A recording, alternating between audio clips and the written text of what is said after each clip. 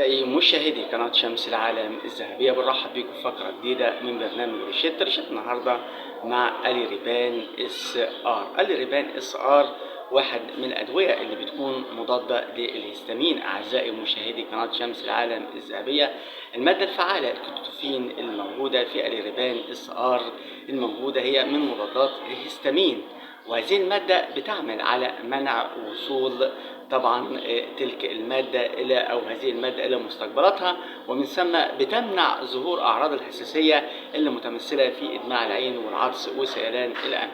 في الحلقة النهاردة مع أليريبان أعزائي مشاهدي قناة شمس العالم الذهبية هنعرف أكتر، تابعونا بعد الفاصل.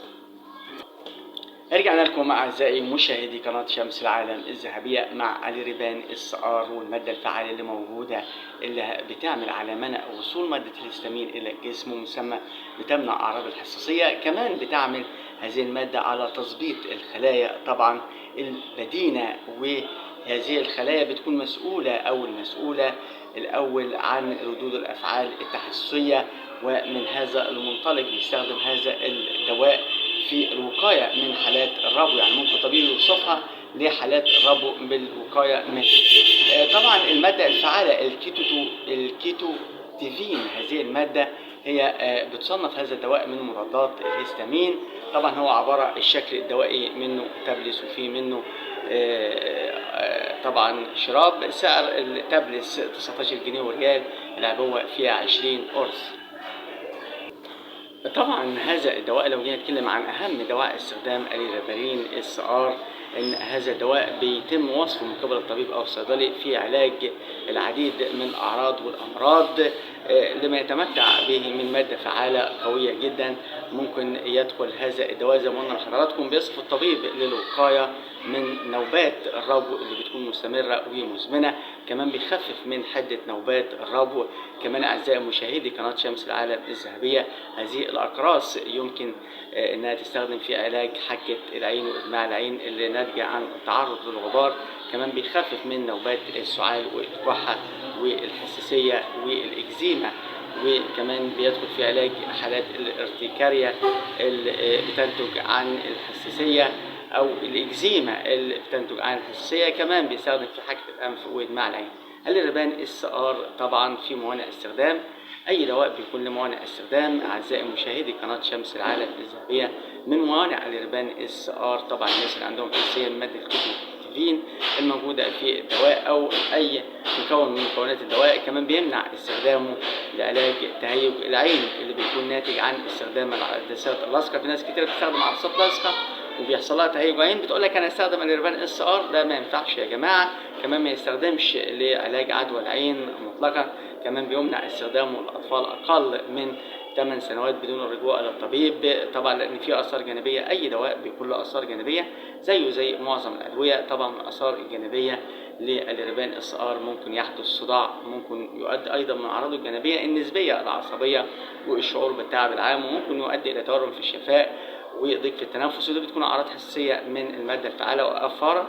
ممكن عدم شعور العين بالارتياح وزياده الحساسيه اتجاه الضوء من بعض الاعراض الجانبيه اللي بتختلف من شخص الى اخر. ممكن يؤدي ايضا الى جفاف العين والملتحميه وعدم وضوح الرؤيه وتهيج الجلد، وممكن يسبب حرقان في العين، وممكن يؤدي الى النعاس. طبعا احنا بنحذر مهم جدا قبل استخدام أليريبان اس ار. في ارشادات ما ينفعش ان انت تقود عربيه وانت واخد الجرعه، لان ممكن يؤدي الى النعاس او بتطلب اعمال تتطلب انتباه زي المذاكره او اعمال شاقه. كمان ما ينفعش استخدام هذا الدواء مع بعض الادويه اللي بتعالج مرض السكر، لان قد يعمل على تراجع نسبه الصفائح الدمويه. مهم جدا تستشير الطبيب. طبعا الجرعه وطريقه الاستخدام بيحددها الطبيب او الصيدلي. طبعا الطبيب المعالج هو اللي بيحدد الجرعه المناسبه، وده بيكون على حسب الحاله الصحيه وامر المريض والاحتياج الجسدي للمريض. وفي الغالب بتكون الجرعه المعتاده للبالغين طبعا 10 مللي جرام، ما بتقلش عن 10 مللي جرام او ما يعادل قرص واحد. ممكن مرة إلى مرتين في اليوم. الجرعة المناسبة للأطفال بتراوح من 5 إلى 10 من 5 مللي، طبعا 2.5 مللي وبيحددها الطبيب. طبعا الجرعة الزائدة ما بتضاعفش طبعا أو بتدي فوائد أكتر، ربما تؤدي إلى ضرر. التزم بالجرعة اللي بيحددها الطبيب والصيدلي. كمان الحوامل والمرضعات بيمنع استخدامه أثناء فترة الحمل والرضاعة، لأنه بينزل عن طريق لبن الأم، ممكن يؤثر على الرضيع ويؤثر على الجنين للحامل. طبعا أمراض الكبد والكلى بيمنع استخدامه، والناس اللي عندهم السكر أيضا بيمنع استخدامه. لو جينا نتكلم عن آلية عمل الريبان SR أو طبعا الآلية بتاع الريبان مهمة جدا. هذا الدواء طبعا بيعمل على منع إنتاج الهستامين المسبب للحساسية وأعراضها نتيجة المادة الفعالة الموجودة فيه. طبعا هذا الدواء بيتفاعل مع الجسم وبيعمل على تعديل الخلل اللي بيكون مسبب للحساسية، وبتكون طريقة تفاعل الجسم مع العقار أو مع الريبين طبعا ان هذا الدواء بيعمل على منع انتاج ماده الهستامين اللي بتكون مسببه للحساسيه واعراضها في الجسم. كمان بيعمل الريبان اس على استقرار الخلايا البدينه واللي طبعا بدورها بتسبب اعراض الحساسيه. كمان بتعمل الماده الفعاله او مكونات الريبان اس الموجوده هنا على طبعا تظبيط العمليات المختلفة اللي بتحدث داخل الجسم، زي فرط النشاط في مجرى الهواء أو تراكم الصفائح الدموية داخل مجرى الهواء. طبعا دي كانت آلية عمل الريبان اس. المتخصصين اللي بيسمعونا حد يقول لي في بدائل الريبان؟ طبعا اي دواء بيكون له بدائل. في بدائل بتكون بتحتوي على الماده الفعاله اللي موجوده في الريبان، وبتختلف طبعا اسم الشركه المنتجه، وفي بدائل قريبه ليها. طبعا من بدائل الريبان SR عندنا الزيتين اقراص وشراب، وعندنا الرجي ليبير والكيتو طبعا، وعندنا الزيرتك سواء كان شراب او نقط اطفال، والزيلوفين طبعا نقط واشكال.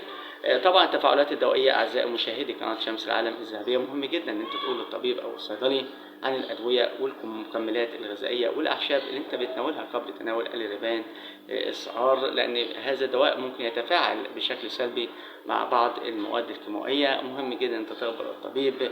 وطبعا ممكن يتفاعل مع ادويه الكورتيزون، يجب التوقف عنها بالتدريج قبل البدء في تناول الريبان SR.